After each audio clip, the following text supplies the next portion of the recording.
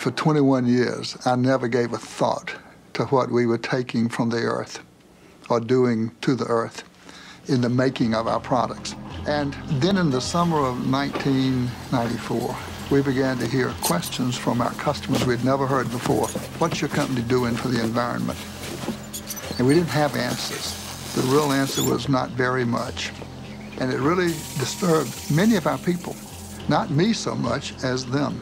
And a group in our research department decided to convene a task force and bring people from our businesses around the world to come together to assess our company's worldwide environmental position, to begin to frame answers for those customers.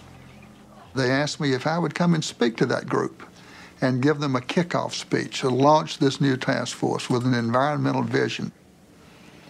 And I didn't have an environmental vision. I did not want to make that speech. And at sort of the propitious moment, this book landed on my desk. It was Paul Hawkins' book, The Ecology of Commerce.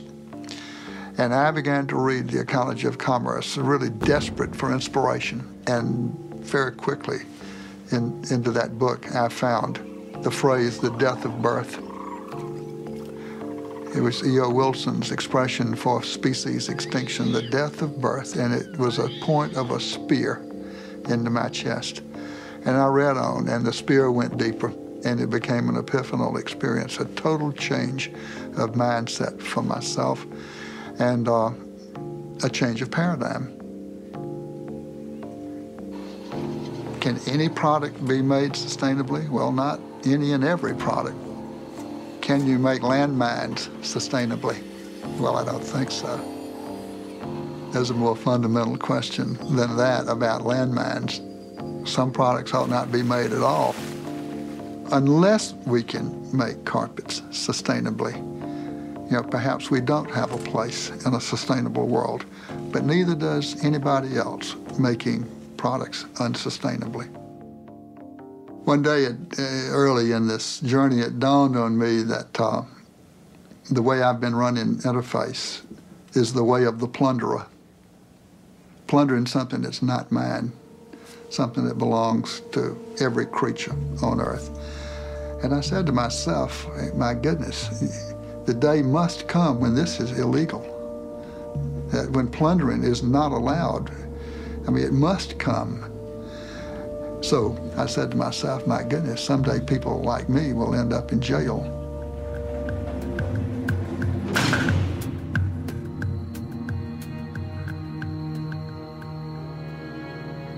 I gotta be honest with you, when the September 11th situation happened, I didn't know that, and I must say, and I wanna say this because I wanna take it lightly. It's not a light situation. It's a devastating act. It was really a bad thing. It was one of the worst things I've seen in my lifetime, you know. But I will tell you, and every trader will tell you, who was not in that building, and who was buying gold and who owned gold and silver, that when it happened, the first thing you thought about was, well, how much is gold up? The first thing that came to mind was, my God, gold must be exploding. Fortunately for us, all our clients were in gold. So when it went up, they all doubled their money. Everybody doubled their money. It was a blessing in disguise. Devastating, crushing, heart-shattering, but on a financial sense, for my clients that were in the market, they all made money. Now, I wasn't looking for this type of help. But it happened. When the U.S. bombed Iraq back in 1991, the price of oil went from $13 to $40 a barrel, for Christ's sake. Now, we couldn't wait for the bomb to start raining down on Saddam Hussein.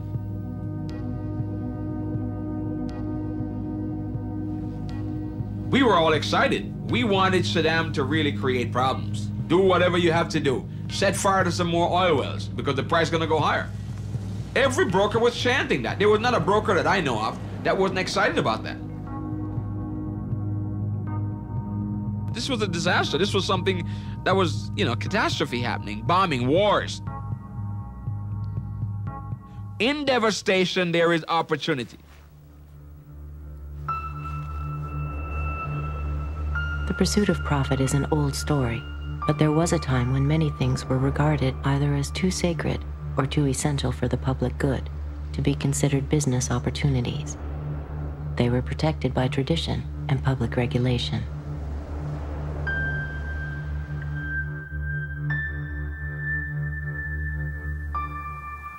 We can really begin to take a look at the emergence of the modern age with the enclosure movements of the great European commons in the 14th, 15th, and 16th century. Medieval life was a collectively lived life. It was a brutish, nasty affair, but there was a collective responsibility.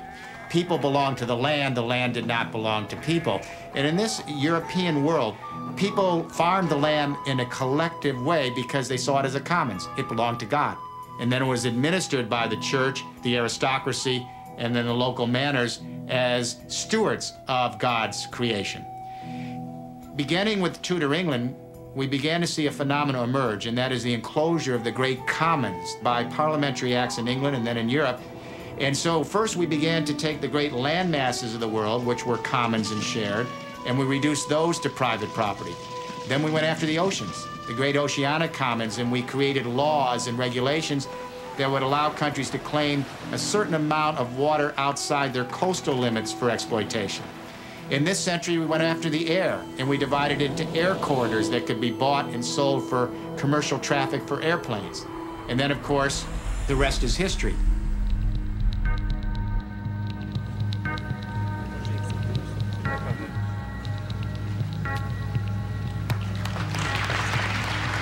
With deregulation, privatization, free trade, what we're seeing is yet another enclosure and, if you like, private taking of the commons. One of the things I find very interesting in our current debates is this concept of who creates wealth. That wealth is only created when it's owned privately. What would you call clean water, fresh air, a safe environment? Are they not a form of wealth? And why does it only become wealth when some entity puts a fence around it and declares it private property? Well, you know, that's not wealth creation, that's wealth usurpation. Over the centuries, we have put more and more things in that public realm, and lately, just lately, in the last, let's say, 3 or 4 decades, started pulling them out again. So, firefighters, for instance. This man needs the fire department. Firefighters started as private companies. Yes, and lots of other people need the fire department, too. And if you didn't have the medallion of a given firefighter brigade on your house and it was on fire, those firefighters would just, ride on by because you didn't have a deal. Well, we gradually evolved a public trust for the provision of safety on that very specific level. This is important. We should not go back from that and start saying, well, why don't we put that back in the market and see what that does? Maybe it'll make it more efficient.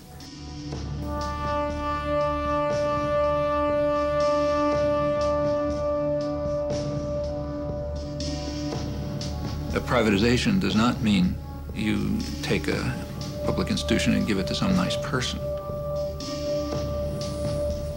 It means you take a public institution and give it to an unaccountable tyranny.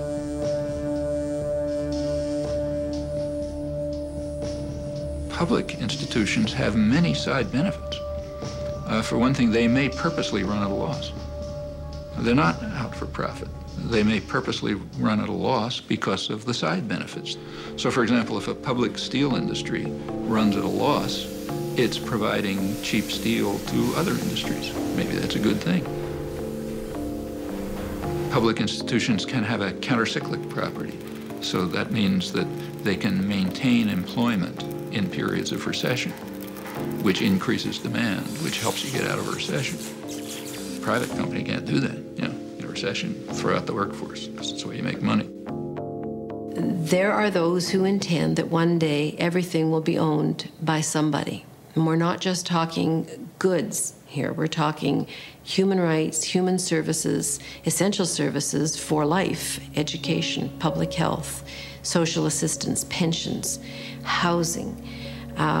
We're also talking about the survival of the planet, the areas that we believe must be maintained in the commons or under common control, or we will collectively die, water and air.